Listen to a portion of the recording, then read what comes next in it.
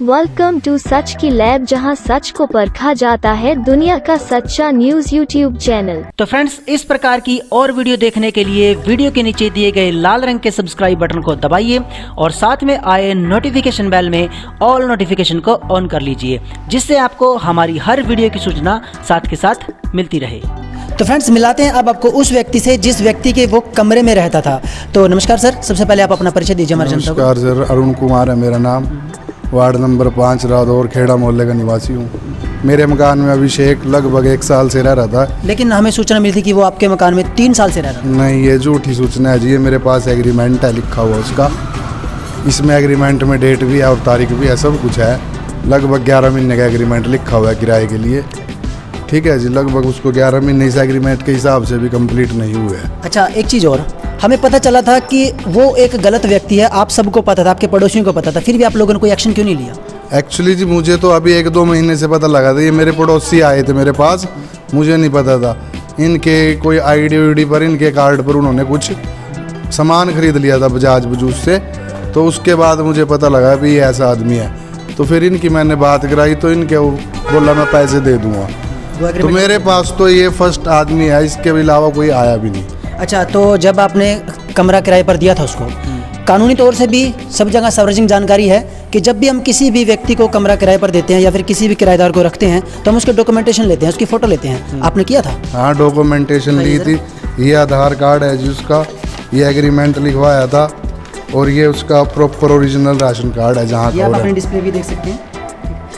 तो जाहिर सी बात है कि आपकी बातों से लग रहा है जिस प्रकार से आपने डॉक्यूमेंटेशन दिया और जानकारी दिया, मुझे लगता है कि इसमें आपका तो कोई हाथ होगा नहीं, क्योंकि अगर पब्लिक ये कहे कि जिस मकान में वो रहता है वो शायद वो भी उससे मिला हुआ, तो हम इस बात को खारिज करते हैं और ये बिल्कुल निर्दोष है। इनका तो कोई व्यक्ति वो नहीं है, सारे डॉक्यूमेंटेशन दिखाए हैं, हर प्रकार से व्यक्ति निर्दोष है, इनका कोई दोषी नहीं है। हो सकता है कि एक सवाल और जनता उठा सकती है कि क्या पता आपको उसके बारे में जानकारी थी, आपने उसको रात को ही निकाल दिया हो। ऐसा कुछ नहीं है सर।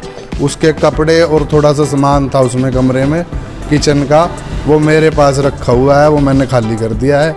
लाइटें लगभग 20 दिन से ऑन थी, मैं लाइटों के चक्कर में मैंने उसको, वो चला गया, वो आया नहीं, मैंने दूसरे को अपना रूम रेंट पर दिया। आपको कब पता चला कि वो कमरा छोड़ के निकल चुका है? मुझको तो 15-20 दिन के बाद पता चला, 10-15 दिन के बाद। मेरे पड़ोसी और मेरे सामने चाचा जी ने बताया कि लाइट इसकी ऑन है लगभग। अच्छा, एक चीज़ और, आपका जो किराया बनता है वो दे के गया था? नहीं, किराया मेरा भी 8-9 हज़ार रुपये किराया बैलेंस है, बिजली का बिल बैलेंस है।